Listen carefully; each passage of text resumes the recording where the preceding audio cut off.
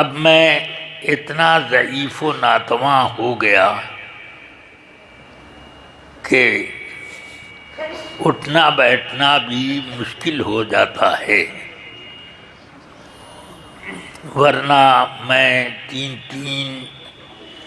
ساڑھے 4 گھنٹے تک کھڑے کھڑے بھی تقریر کر لیتا تھا، اور پھر اس کے بعد ذرا بھی احساس تکان نہ ہوتا، مگر ادھر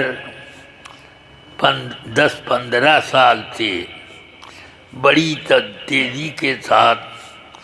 زبوں حالی کی طرف میری توانائیاں متوجہ ہیں، اس لیے اب بیٹھ کر کے آپ حضرات سے خطاب